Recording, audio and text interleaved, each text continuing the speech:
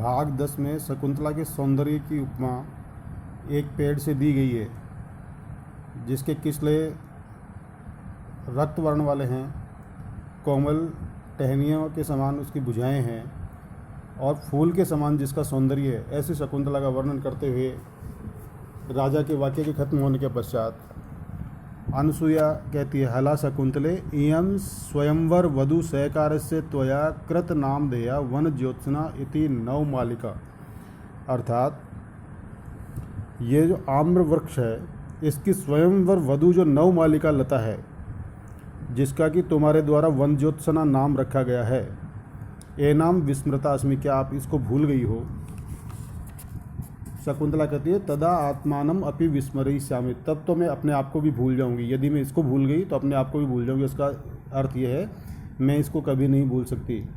लताम उपेत्य अवलोक्य से, लता के समीप जाकर और देखकर, हला रमणीय खलु काले एतस्य लता पादप मिथुनस्य व्यतिक्रय संव्रत। अर्थात निश्चित रूप से सुंदर समय में इस लता और वृक्ष के जोड़े का संबंध हुआ है।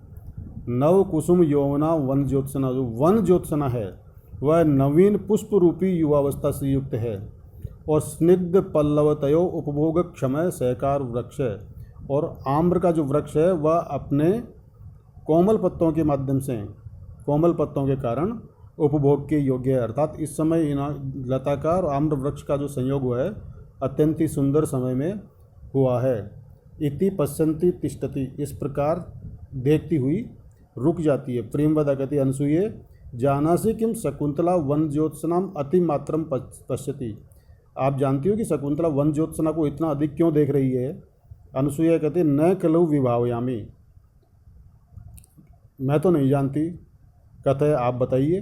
प्रेमवदा कहती यथा वन ज्योत्सना अनुरूपेण पादपेन संगता, जिस प्रकार से वन ज्योत्सना अपने अनुरूप इस पेड़ को प्राप्त हो गई है, अपने साथी को प्राप्त हो गई है, अपि नाम अहम अपि आत्मनो अनुरूपम वरम लभये इति।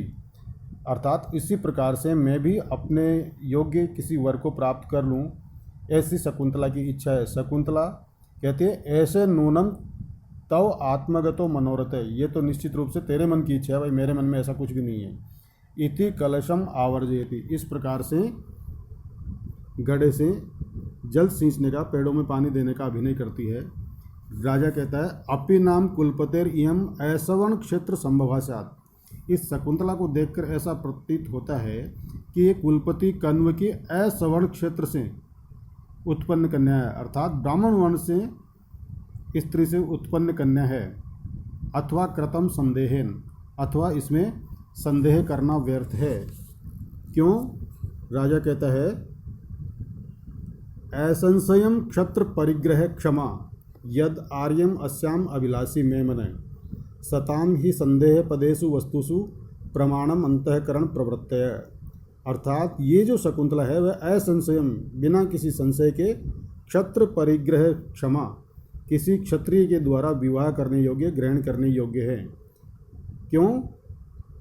यद आर्यम अस्याम अभिलाषी में मन, मेरा जो मन है इसको प्राप्त करने की इच्छा करता है, मेरा मन इसमें मोहित हो गया है। सताम ही संदेह पदेषु वस्तुषु प्रमाणम अंतःकरण प्रवर्तय। यदि किसी संशयास्पद जो वस्तु होती है जिसके विषय में संदेह किया जाता है, ऐसे विषयों में सज्जन व्यक्तियों का जो मन यदि कुछ कहता है उस बात को स्वीकार कर लेना चाहिए, क्योंकि संशयास्पद विषयों में सज्जनों की जो मनोवृत्तियाँ होती है वही प्रमाण होती है। अर्थात जहाँ कहीं भी व्यक्ति को कर्तव्य अकर्तव्य का भान हो, किम कर्तव्य विमूढ़ हो जाए, वहाँ पर अपने मन की बात को मान लेना चाहिए। तो राजा कहता है कि मेरा मन इसको प्राप्त करने की इच्छा रखता है, इसलिए ऐसा प्रतीत होता है कि निश्चित रूप से मेरे द्वारा स्वीकार करने योग्य है। शकुंतला स संभ्रमम, अचानक अम्बो सलिल शेख संभ्रमोद्गतो नवमालिका उज्जित्वा वदनम में मधुकरो अभिवर्तते। ये जल सेचन का जो कार्य मैं कर रही हूँ, इससे अचानक घबरा कर उड़कर आता हुआ ये जो मधुकर है, भ्रमरा है, वह नवमालिकाम उज्जित्वा, नवमालिका को छोड़कर मे वदनम, मेरे मुख की ओर अभिवर्तते, आ रहा है। अर्थात जल सेचन से घबराया हुआ उड़ा हुआ ये जो भ्रमर है, मधुकर है, वह नवमालिका को छोड़कर मेरे मुंह की ओर आ रहा है। इति भ्रमर बाधाम निरूपयति। इस प्रकार से भंवरे से बचने का अभिनय करती है शकुंतला। भंवरे को देखकर घबरा जाती है।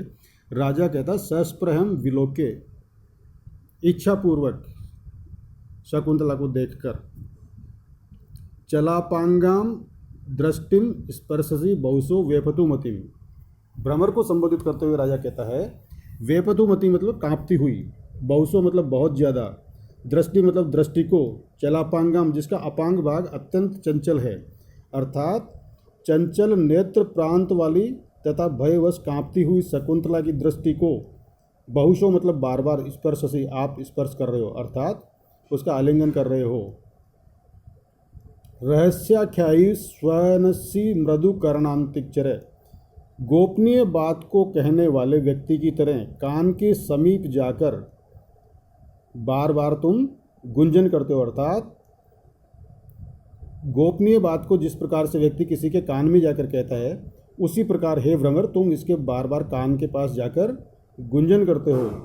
करो व्याधुन्वत्या पिबसी रति सर्वस्वम अधरम, और बार बार भ्रमर से बचने के लिए अपने हाथों को हिलाती हुई चलाती हुई इस शकुंतला के रतिकाल के सर्वस्व आस्वादन करने योग्य अधरम ओष्ठ का, पिबसी मतलब पान करते हो, बार बार इसके ओष्ठ का स्पर्श करते हो।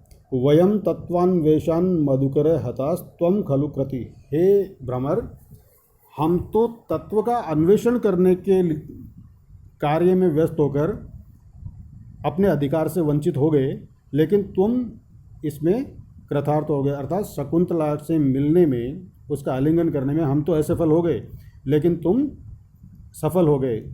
तत्वान्वेषण का तात्पर्य यहाँ पर यह है, राजा शकुंतला को देखकर यह संदेह करता है कि ब्राह्मण कन्या है या क्षत्रिय कन्या है, ये मेरे द्वारा स्वीकार करने योग्य है अथवा नहीं है।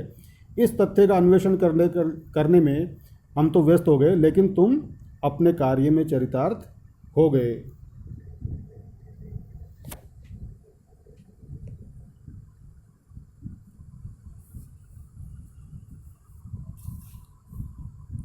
इस श्लोक में शकुंतला द्वारा भ्रमर को हटाने की चेष्टाओं का स्मरणीय वर्णन हुआ है।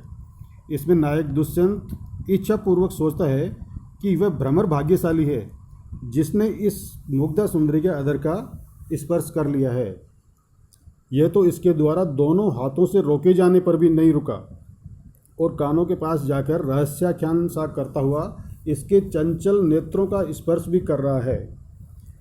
इस श्लोक में राजा के लिए बहुवचन वयम का प्रयोग उसकी शिष्टता, कुल प्रतिष्ठा और सदाचारिता का द्योतक है, अर्थात वहाँ पर अहम शब्द का प्रयोग नहीं करके वयम शब्द का प्रयोग किया गया है। और भ्रमर के लिए त्वम एक वचन का प्रयोग करके उसकी तुच्छता और अशिष्टता का परिचय दिया गया है, अर्थात ये दुष्ट भ्रमर है जो न चाहते हुए भी शकुंतला का स्पर्श कर रहा है। कवि का आशय यह रहा है कि अशिष्ट जन भले बुरे का विचार नहीं करके कोई भी कार्य कर देते हैं और शीघ्र सफल हो जाते हैं, परंतु जो सज्जन व्यक्ति होता है वह स्वभाव से अपनी प्रतिष्ठा का विचार करते हैं। यहाँ राजा दुष्यंत तत्वान्वेषण अर्थात किसकी कन्या है, ग्रहण करने योग्य है या नहीं है, किस वर्ण या गोत्र की है इत्यादि का पता लगाने में व्यस्त रहा, और उधर भ्रमर ने अशिष्टतापूर्वक अपने मनोरथ को सफल कर डाला। इस प्रकार इसमें भ्रमर पर प्रच्छन्न कामुक के व्यवहार का आरोप भी हुआ है।